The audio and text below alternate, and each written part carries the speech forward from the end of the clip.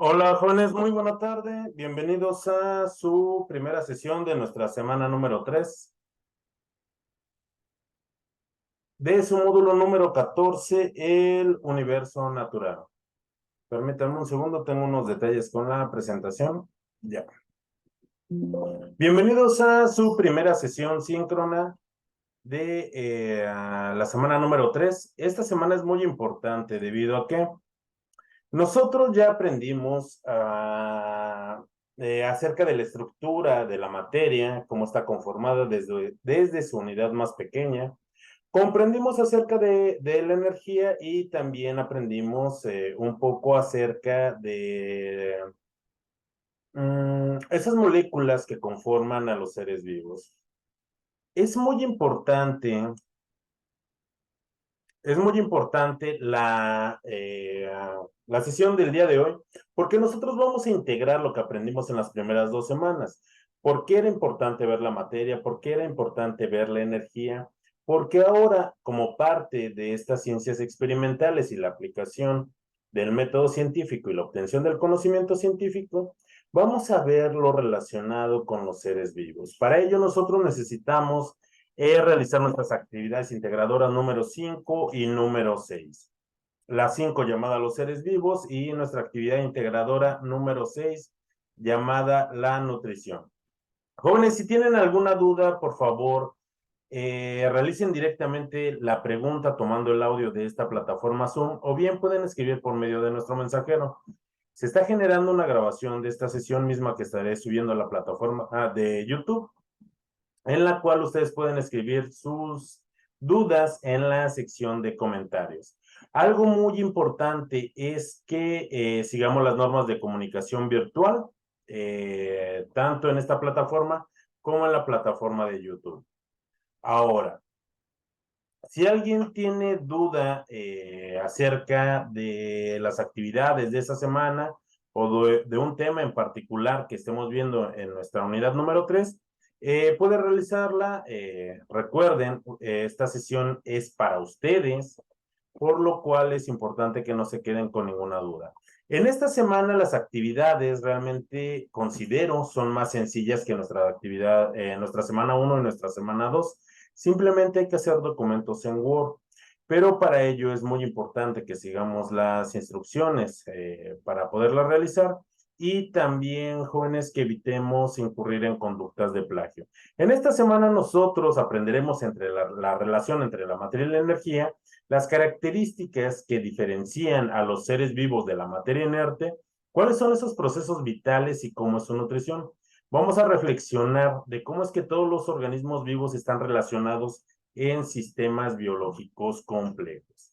Para ello, recuerden, el propósito formativo de nuestro universo natural es reconocer las características del pensamiento científico que sustenta las ciencias experimentales. ¿Qué ciencias experimentales hemos abordado hasta este momento?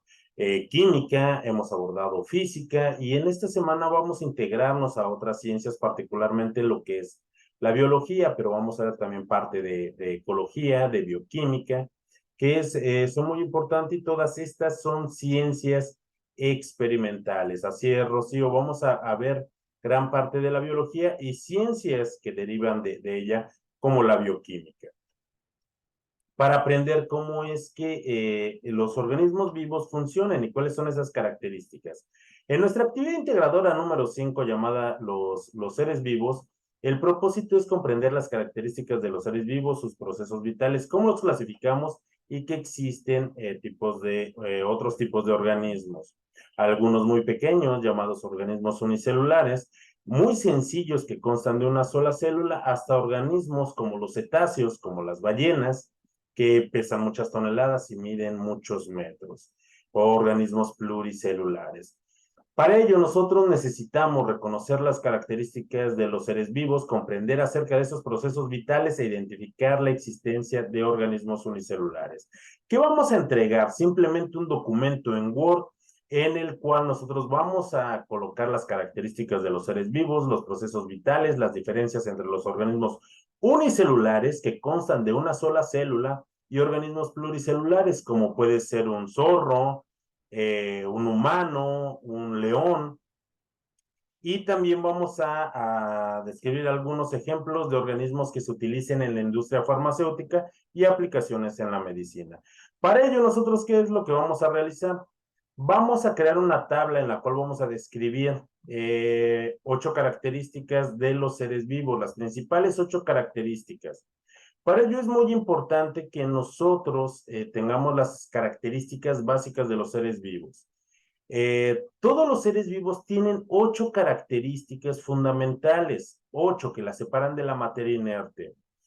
Cierto grupo de seres vivos pueden tener más características, por supuesto, pero todos los seres vivos en general, desde lo que es una diminuta bacteria, un crustáceo o el ser humano, poseemos las mismas 8 características. Claro que, por ejemplo, los seres humanos tal vez poseemos más características, las plantas poseen todavía más características, pero todos ellos poseemos 8 características fundamentales y es sobre lo que nosotros vamos a describir. Para ello, en nuestro documento, primero vamos a hacer una portada con nuestros datos de identificación y el título de nuestro documento. Vamos a describir en un párrafo de 8 a 10 renglones acerca de los procesos vitales. Vamos a elaborar un cuadro en el cual vamos a enlistar 5 características de organismos unicelulares y 5 de organismos pluricelulares. Vamos a mencionar un organismo unicelular y uno pluricelular que se utilizan en la industria farmacéutica. Además, vamos a agregar 2 ejemplos de los usos de este en la medicina. Y finalmente, nosotros vamos a elaborar una conclusión de media cuartilla en la cual vamos a explicar la importancia del conocimiento científico para el estudio de los seres vivos. Y vamos a guardar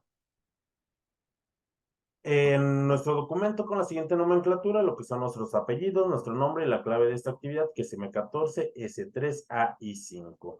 Y bueno, ¿cuáles son esas características o esas propiedades que tienen los organismos vivos que la materia inerte no tienen?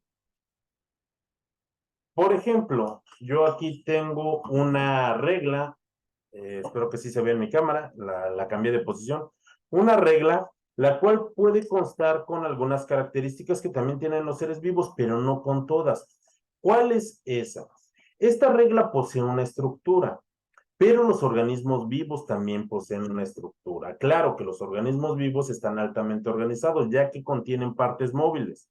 Los seres humanos tenemos falanges, incluso los microorganismos tienen pequeños organelos móviles, como son los pilis, que son unas vellosidades, o que pueden llegar a tener flagelos que les permiten movilidad.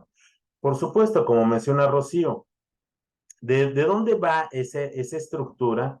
La estructura, nosotros como ya lo vimos, va desde esas partículas subatómicas que componen esos átomos que forman biomoléculas. A su vez, estas biomoléculas conforman lo que son los orgánulos celulares. Estos a su vez componen las células. Y aquí me voy a detener un momento para poder explicar que existen organismos unicelulares.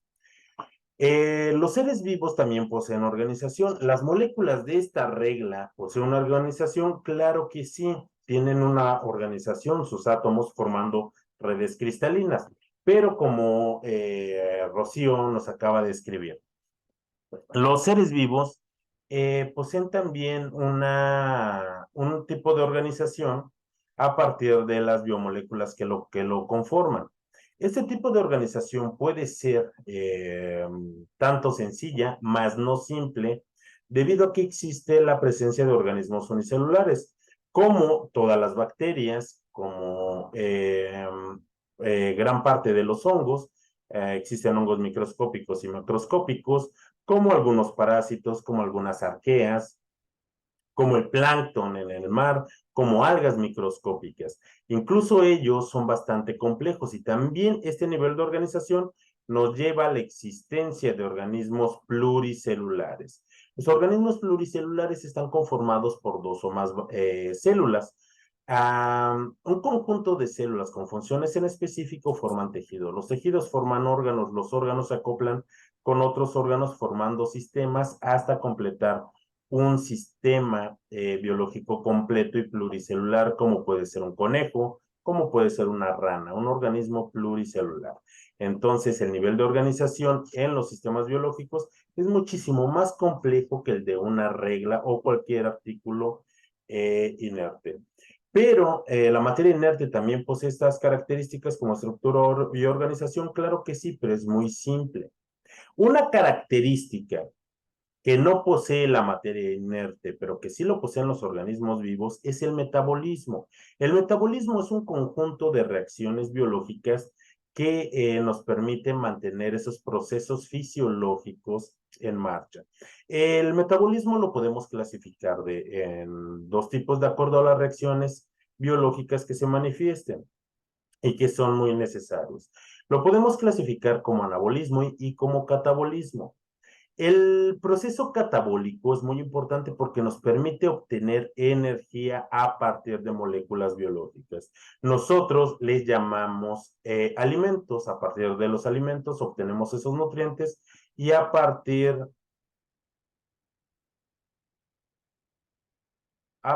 de ello se forman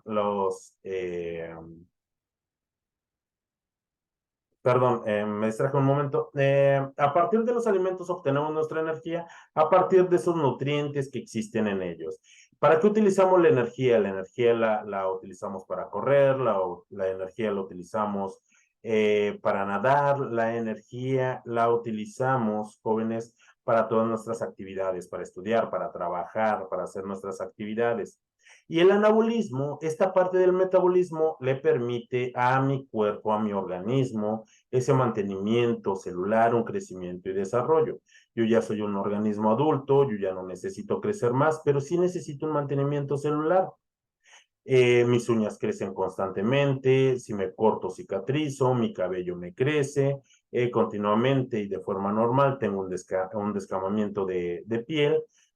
Si me rompo un hueso, espero que llegue a soldar todavía, tal vez no muy bien, pero sí va a llegar a soldar. Entonces también parte de esos nutrientes se va para la síntesis de lo que yo también necesito.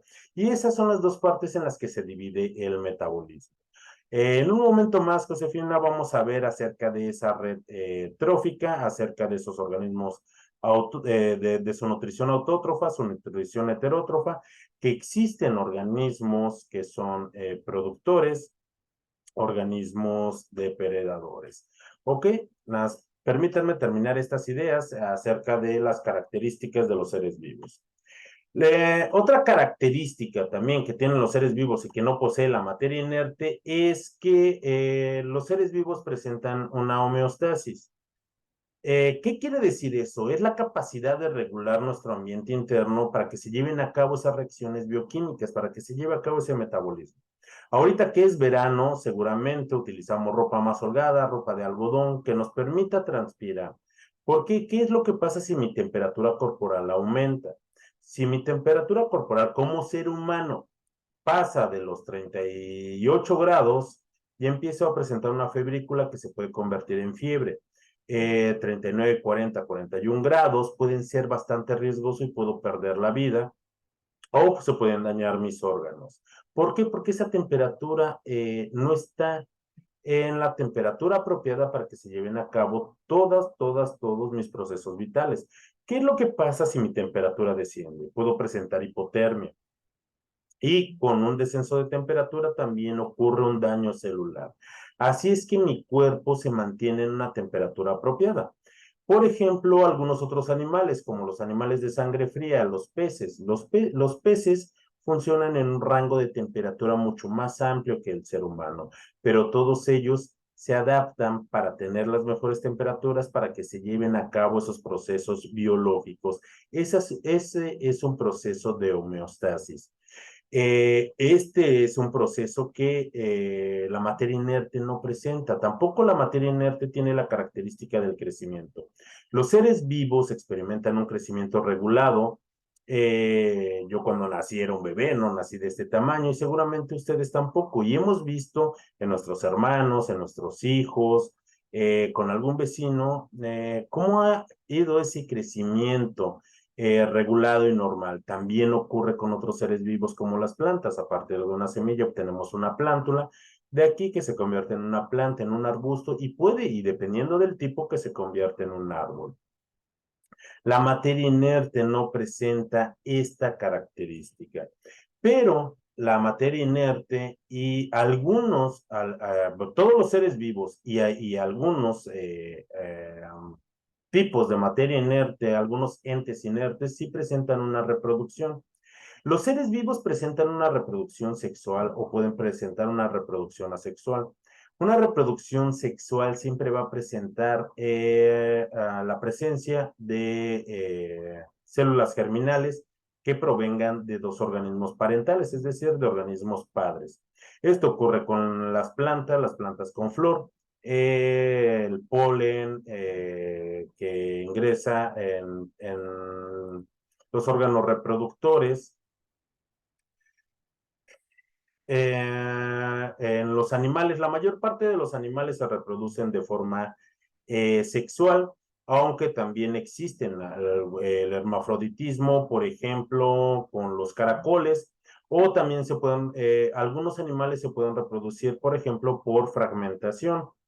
Si nosotros tuviéramos una estrella de mar y la partiéramos justo a la mitad, de cada uno de los extremos podría nacer una estrella o crearse una estrella de mar independiente la una de la otra. Pero son pocos los animales que presentan este tipo de complejidad.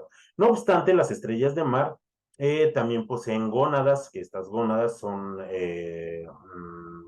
los órganos sexuales de los animales. También las poseen, pero también poseen esta característica. Organismos simples o sencillos como las bacterias, ellos se reproducen de forma sexual. También algunos hongos. Esto quiere decir que a partir de una célula, esta empieza en un proceso de división celular llamado mitosis, en la cual se divide en dos teniendo la misma carga genética. Nuestra compañera Rocío nos habla acerca de cromosomas. Los cromosomas en un proceso de reproducción sexual, cuando se crean los gametos en las gónadas o en los aparatos reproductores, aquí solamente viajan la mitad de los reproductores hacia esas células. Una llamada espermatozoide, la otra llamada óvulo, en procesos que se llaman gametogénesis. En las bacterias no ocurre ello. ¿Por qué? Porque el DNA no se encuentra en cromosomas, se encuentra en una sola hebra de DNA. Son organismos muy sencillos, pero no por ello quiere decir que no sean exitosos, son bastante exitosos. Les mencioné, existen algunos entes que son capaces de reproducirse. Sí, por ejemplo, los virus. Los virus no son organismos vivos, pero tienen la capacidad de reproducirse, pero esta capacidad se da cuando infectan a un organismo vivo. Lo destruyen, se reproducen y se multiplican. ¿Es una capacidad de virulencia que tiene y es una capacidad de reproducción? Sí, pero no por ello es un organismo vivo, ya que no presenta una homeostasis, no presenta una respuesta, no presenta un metabolismo, pero sí cuenta con estructura y sí cuenta con organización. Otra característica es la irritabilidad o respuesta. Ustedes ven en pantalla, tal vez tengan en casa una de estas plantitas que cuando se tocan se empiezan a plegar. ¿Y por qué hacen eso? Tal vez la planta en los receptores fisiológicos que tenga tiene esos receptores para, por ejemplo, si se posa una oruga, se pliega para que no pueda sostenerse y caiga para no ser devorada. Todos conocemos a los girasoles y los girasoles tienen sensores bioluminiscentes que hacen que giren siguiendo al sol. Por ejemplo, su asesor virtual en las mañanas, como sale muy rápido para poder trabajar, algunas veces olvida que el sartén o el comal está caliente y cuando lo toca, inmediatamente lo suelta y grita. No lo voy a sostener caliente porque eso crearía un daño en mi cuerpo. Pero esa es parte de esa irritabilidad o respuesta. ¿Qué es lo que pasa si ustedes llegan a su casa y ya sea que algún familiar o algún amigo se esconda detrás de la puerta y les brinque de repente? Puede que griten, pueden que salgan corriendo, puede que le tiren un golpe. Esa es parte de esa irritabilidad o respuesta que tienen los seres vivos y la materia inerte no posee. Finalmente, los organismos vivos se adaptan. Aquí esto requiere de competencia y sobre todo cuando se integran en comunidades, pero esas comunidades se integran en poblaciones. Cuando se integran en poblaciones, la competencia es todavía mayor y pueden evolucionar. Estas son las 8 características que tienen los seres vivos y que la materia inerte no posee. Ustedes dirán, los seres vivos, por ejemplo, tenemos un lenguaje, tenemos una comunicación, tenemos un instinto como otros animales, por supuesto, pero estas características no se comparten entre todos los seres vivos, pero las 8 que vimos son características de todos los seres vivos. ¿Cuáles son esos procesos vitales que tienen todos los seres vivos? Estas funciones vitales es una función de nutrición donde tiene que ver el metabolismo, donde tiene que ver la absorción de esos nutrientes para la generación de energía y para mi crecimiento y desarrollo, el transporte de sustancias que va afín a la respiración. Por ejemplo, ¿qué sustancias transportamos nosotros en la respiración? Pues transportamos gases. El aire que nosotros respiramos contiene oxígeno, contiene la mayor cantidad de nitrógeno, pero contiene oxígeno, lo cual me permite realizar un metabolismo y un proceso respiratorio aerobio, porque existen otros tipos de respiración como la respiración anaerobia. ¿Qué otras sustancias nosotros transportamos? Los desechos, transportamos fluidos por nuestra sangre. Las plantas transportan agua y nutrientes a través de sistemas de capilaridad por todo su organismo. Los seres vivos presentan un metabolismo, así como esa diminuta bacteria presenta un metabolismo. También nosotros o los elefantes presentan uno, así como el transporte de sustancias, la respiración. Hay organismos que pueden vivir en ausencia de oxígeno. De hecho, para algunos de ellos el oxígeno es tóxico. A estos se les conocen como organismos anaerobios y pueden respirar por otros tipos de procesos, por procesos oxidativos o por procesos diafermentativos. ¿Cuáles son esas características de los seres vivos? Recuerden, todos los seres vivos estamos conformados principalmente por unos elementos de la tabla periódica en los cuales los vamos a conocer como bioelementos. Esos son el carbono, el hidrógeno, el oxígeno, nitrógeno, azufre y fósforo. Todos los seres vivos principalmente estamos conformados por esos elementos. ¿Existen más? Claro que sí, pero eso los vamos a conocer como bioelementos secundarios. Estos bioelementos, cuando reaccionan entre sí, forman biomoléculas. Estas biomoléculas son muy importantes, como las proteínas, las grasas, los carbohidratos, los ácidos nucleicos, que conforman y son muy importantes para los organismos vivos. Dentro de ese nivel de organización que nos mencionabas en el momento, Rocío, a partir de los átomos se forman moléculas, de las moléculas se forman biomoléculas que conforman los orgánulos celulares. Diversos orgánulos celulares conforman una célula. Aquí que nosotros ya tengamos organismos unicelulares, completamente funcionales e independientes, como las bacterias, como algunos hongos, como las algas unicelulares. Pero aquellos que están formados por 2 o más células, ese nivel de organización es todavía más complejo y superior. Un conjunto de células con funciones en específico forman tejidos, los tejidos forman órganos, diversos órganos formando y acoplándose con otros órganos forman sistemas de órganos. Por ejemplo, el ser humano tiene un sistema digestivo, un sistema reproductor, un sistema tegumentario, un sistema endocrino, un sistema linfático, un sistema muscular, un sistema esquelético, un sistema nervioso, un sistema respiratorio, un sistema digestivo. Todos esos sistemas acoplados forman un ser humano, así como diversos sistemas forman un pez, un conejo, un organismo tan complejo como un lobo.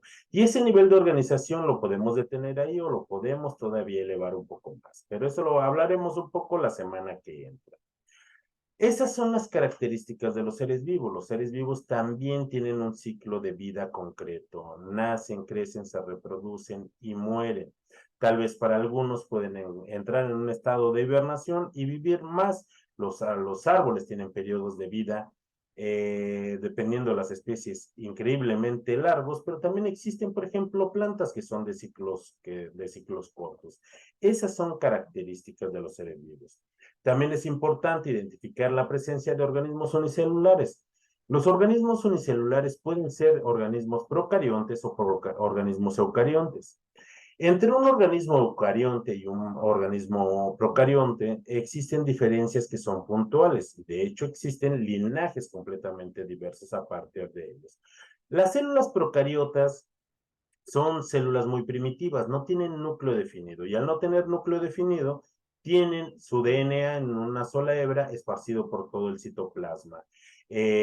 Presentan algunos otros orgánulos celulares, pueden existir sin oxígeno como organismos anaerobios, se reproducen principalmente por fisión binaria o lo que es bipartición y todas las bacterias, todas, sin excepción alguna, son heterótrofas, es decir, no pueden producir su propio alimento, aunque hay algunas pocas que sí, como las algas unicelulares. Los organismos eucariotas, las células que conforman estos organismos, ya que también puede haber organismos unicelulares, poseen un núcleo definido. En este núcleo es donde se encuentra el DNA, pero en forma de esos cromosomas que nos mencionaba nuestra compañera Rocío. Pueden tener alguna pared celular y conformar plantas, o pueden tener una membrana celular que es característica de los animales. Son organismos aerobios, se pueden reproducir tanto por procesos de división celular como lo es la mitosis como meiosis, y pueden ser organismos autótrofos como las plantas o heterótrofos como todos los animales. Esas son las diferencias entre esos organismos eucariotas y procariotas. También recuerden, existen organismos unicelulares completamente independientes, pero aquellos que son conformados por dos o más células son organismos pluricelulares. ¿Y qué ventaja tiene un organismo pluricelular? En que debido a la cantidad de tejidos y órganos, estos participan y dividen las actividades que tienen para mantener esos procesos fisiológicos o esos procesos vitales y también colaboran entre estos diversos sistemas. El nivel de organización es todavía más complejo que el de un organismo unicelular debido a que forman tejidos y estos tejidos a su vez conforman órganos. Tiende a ser más eficiente, pero esa eficiencia no refleja tal vez el éxito entre una especie y otra. ¿Por qué? Porque las bacterias son extremadamente simples, su proceso es por fisión binaria, pero pueden adaptarse a increíbles ecosistemas o ambientes extremos gracias a esa simplicidad. Ahora bien, las características de un organismo unicelular es que únicamente consta de una sola célula. Existen muchos organismos representativos. Todas las bacterias son unicelulares, las arqueas, algunos hongos y algunos organismos del reino cromista. Sus tamaños van desde microscópicos hasta algunos pocos milímetros. Pueden vivir en hábitats extremos y no presentan estructuras complejas. A lo más a lo que llegan es a conformar colonias de tipo bacterianas, por ejemplo. Los organismos pluricelulares están conformados por dos o más células. Es característico de los reinos animal, del reino de las plantas, también los hongos. Existen hongos pluricelulares y macroscópicos, y del reino también cromista. Van desde tamaños microscópicos, como lo pueden ser los osos de agua, o como pueden ser algunos parásitos, hasta tamaños macroscópicos que miden varias decenas de metros, como lo es una ballena azul. ¿Viven en hábitats extremos? Generalmente no. Y estos sí poseen una alta especialización celular debido a que su estructura es mucho más compleja. Antes de continuar con esta actividad, para terminarla, menciona Josefina, ¿no? ¿Cuál es su duda en particular sobre esos niveles tróficos?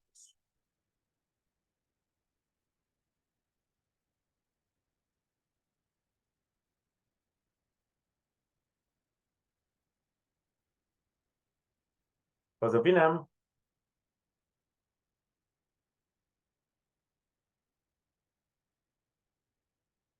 ¿qué es una red y cómo se distribuye? Ok, déjenme buscar enseguida una presentación en la cual les explico acerca de esos niveles tróficos.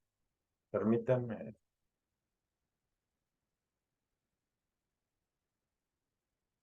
Ok.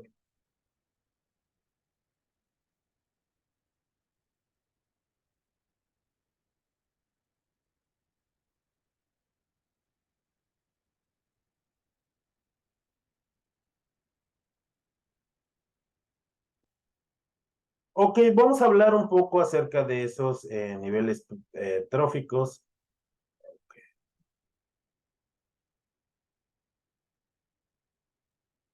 Los organismos son bastante complejos y forman biomas o forman ecosistemas adaptados para cada uno, pero ninguno de esos ecosistemas podría funcionar sin los niveles tróficos. Los niveles tróficos manifiestan un intercambio de energía entre cada uno de los niveles.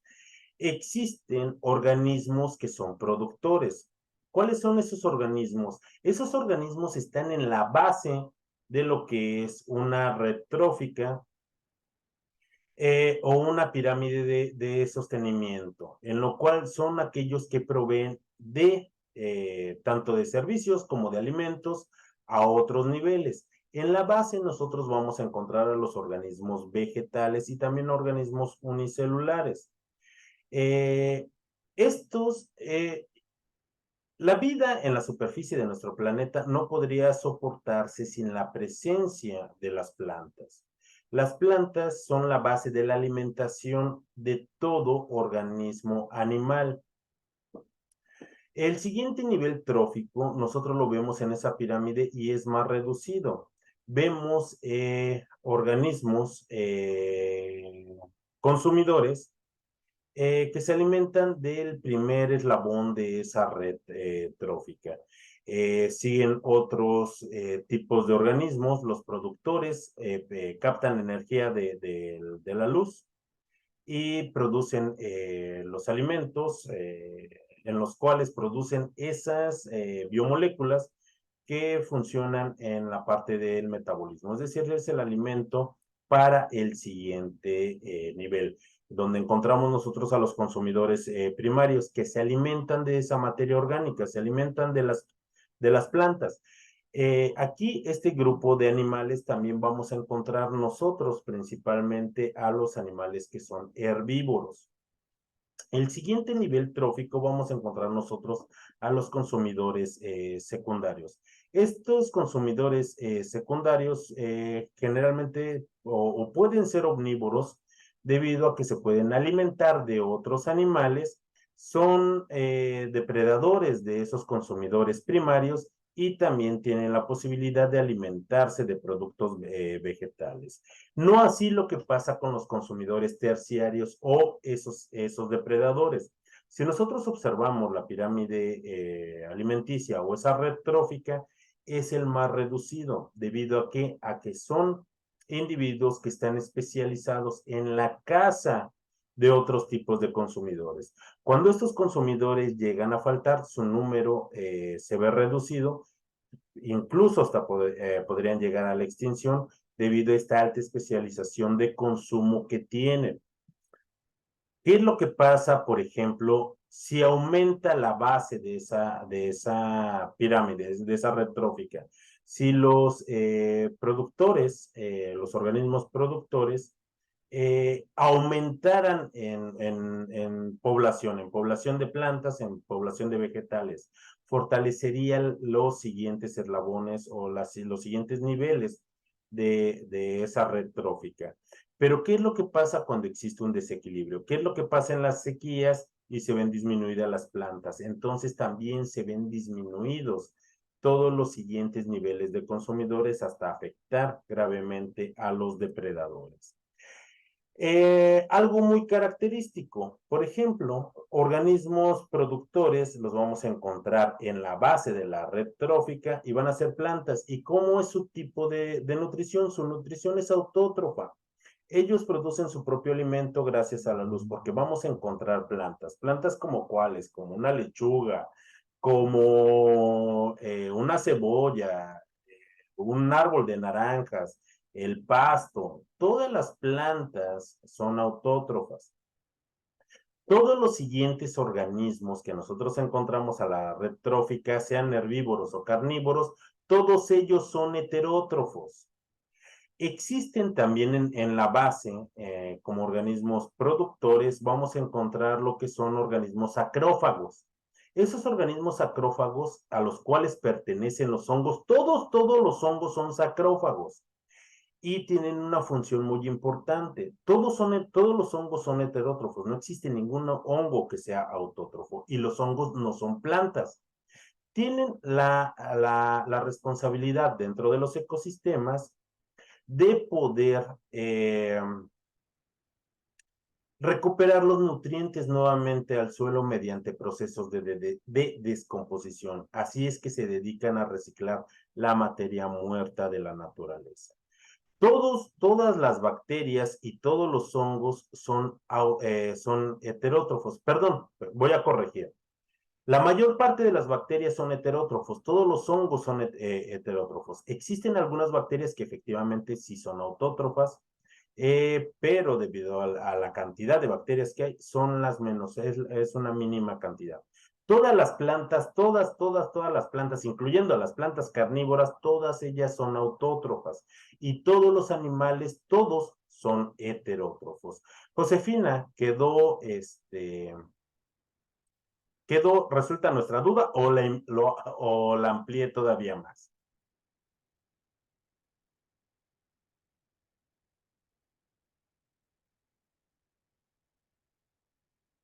Ok. Y bueno, recuerden, también nosotros tenemos que buscar un organismo unicelular que se utilice en la industria farmacéutica y el nombre de algunos medicamentos. Y también un organismo pluricelular. Jóvenes, aquí no debemos de poner pretextos de que no existen. Claro que sí. Los hongos, existen hongos unicelulares que seguramente en nuestros hogares los vemos. Cuando una naranja la vemos descompuesta y vemos que tiene una capa de color blanco, generalmente son hongos y es un hongo penicillium. A partir del hongo penicillium se obtienen productos como la penicilina. No solo eso, a partir de otros tipos de hongos, por ejemplo, Saccharomyces, Klebsiella, se utilizan o se obtienen a partir de ellos otros tipos de antibióticos, como la neomicina o la eritromicina, algún otro tipo de la familia de las penicilinas y de los organismos pluricelulares. Existen, por ejemplo, de algunos animales, unos crustáceos que son vestigios de los dinosaurios que viven en las costas de Japón y en las costas de Yucatán. Son cangrejos cerraduras de los cuales se extrae una sangre de color azul que contienen linfedemas. Esas sustancias se han utilizado para tratar algunos tipos de cáncer, se utilizan para algunas afecciones con los cuales regresan a los astronautas nuevamente a la Tierra. Por ejemplo, ¿quiénes de ustedes no cuando les duele tal vez el estómago, no se toman un té de manzanilla?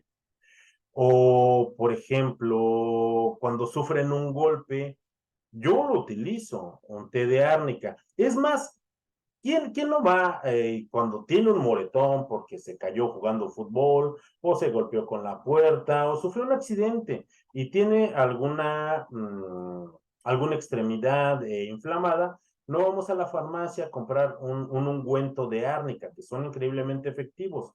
Yo tomo un té de árnica, yo tomo un ungüento de árnica y esos son obtenidos a través de plantas y todas las plantas son pluricelulares.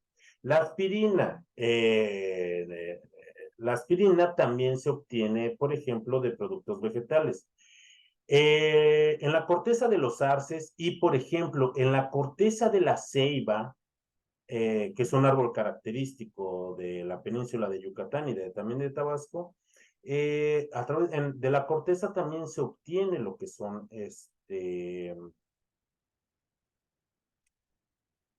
lo que es el ácido acetil salicílico o el contenido de la aspirina.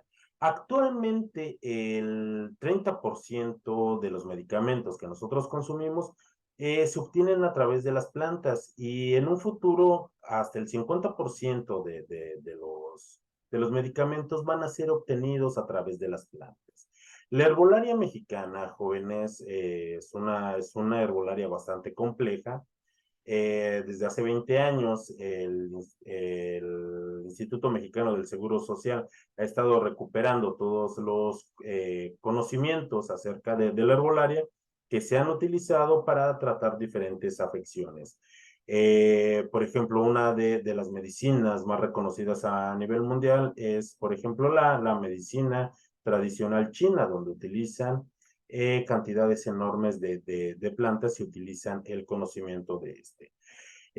Así es que no pongamos de pretexto que no existen organismos pluricelulares de los cuales se obtienen medicamentos, ya que los extractos de árnica los encontramos en pomada, los encontramos en infusiones. No solamente utilizamos ese tipo de productos. Por ejemplo, otro producto que es un desinflamante normal y natural y que es utilizado en muchos lugares, por ejemplo, ¿quién en su hogar tiene, por ejemplo, una madre de vinagre o esas natas de vinagre? Que las utilizamos, por ejemplo, también para desinflamar los golpes, para eliminar o mitigar un poco la urticaria. Y estas natas o estas madres de vinagre, que sí efectivamente vemos unas capas flotando en agua con azúcar, con la que nosotros mantenemos viva, está formada por muchos microorganismos, no es pluricelular, sino que son un montón de microorganismos, pero son tantísimos que forman ese tipo de colonia. Eric, ¿tiene alguna participación con nosotros? ¿Quiere realizar alguna pregunta? Así es, los búlgaros también, pero con los búlgaros nosotros no obtenemos medicamentos. No, de hecho sí.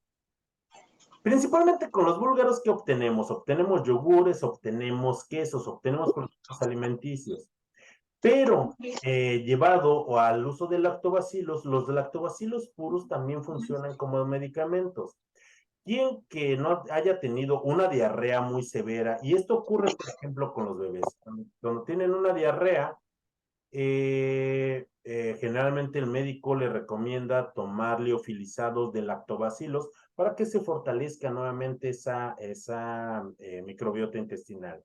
Y por ello, jóvenes, es importante que tengamos considerado que esos lactobacilos son microorganismos, son organismos unicelulares. Eric, ¿tiene alguna pregunta o alguna participación en esta sesión?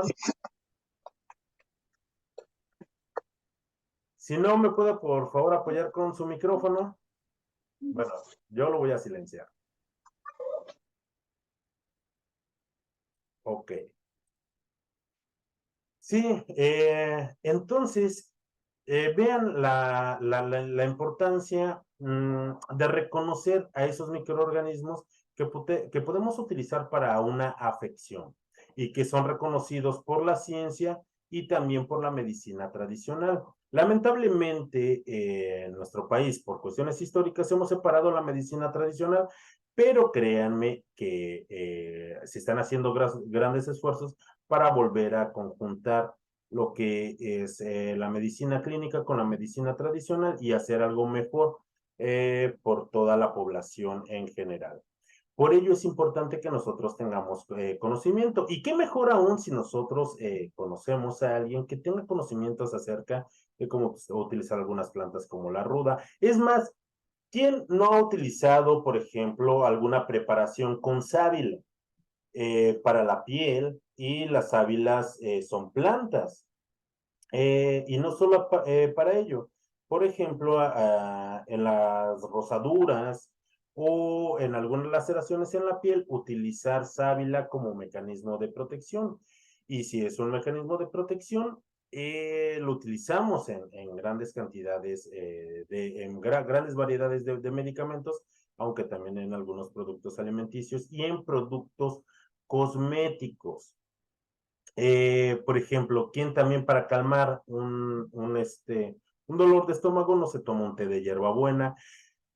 Incluso cuando no podemos dormir o nos encontramos muy ansiosos no tomamos un té de azares o un té de hierbabuena, un té de menta. Jóvenes, tenemos que explorar un poco más para encontrar esos organismos unicelulares y esos organismos pluricelulares y la aplicación que tengan dentro de la farmacología o la aplicación que tengan para utilizar para la obtención de medicamentos. Es más, té de tile, exacto. Es más, por ejemplo, yo cuando algunas veces tengo tos y particularmente tengo tos seca, mi madre me enseñó a que me hiciera un jarabe de cebolla. Fileteo la cebolla, le coloco azúcar, la dejo serenar y al siguiente día me tomo unas cucharadas y sabe bastante rico y adiós a la tos. Funciona bastante bien. Y las cebollas son plantas, son tubérculos y son organismos pluricelulares. Así es que la sábila en golpes o en quemaduras es muy bueno. Así es que tenemos el eucalipto también, jóvenes, nosotros entonces vemos que sí existen organismos pluricelulares donde nosotros obtenemos medicamentos o para tratar alguna afección, así como organismos unicelulares. Y se nos acabó el tiempo el día de hoy. La sesión del día viernes, nosotros abordaremos acerca de nuestra actividad integradora 6 y también de las dudas que salgan para esta semana. El eucalipto para la tos, y fíjense, últimamente para la tos yo también he estado utilizando las flores de... ya se me olvidó. Eh, ah, ya se me olvidaron mis plantas. No. Son unas plantas que tienen flores de muchos colores, azul, roja, blanca, rosa, bugambilias. La flor de bugambilia también para tratar afecciones como la tos, hacerlas en té, la flor es muy bueno. Yo lo he utilizado y sí me ha funcionado. Pero, jóvenes, lo más importante es que nosotros recurramos a quien tiene este conocimiento y también el Instituto Mexicano del Seguro Social está sacando compendios acerca de todos los remedios tradicionales y de toda la herbolaria mexicana para que se utilicen las cantidades apropiadas, ya que si nosotros no utilizamos un medicamento correcto o utilizamos también una planta que no sea la correcta, podemos poner en riesgo nuestra vida. Pero de ese conocimiento práctico que ha pasado de generaciones en generaciones, nosotros también adquirimos ese conocimiento. Recuerden, el método científico nos lleva a ese pensamiento científico y ese conocimiento científico y ello nos lleva al conocimiento científico. Para mí ha sido un gusto estar con ustedes. Nos vemos el próximo viernes. Hasta luego. Bonita tarde. Adiós. Hasta luego.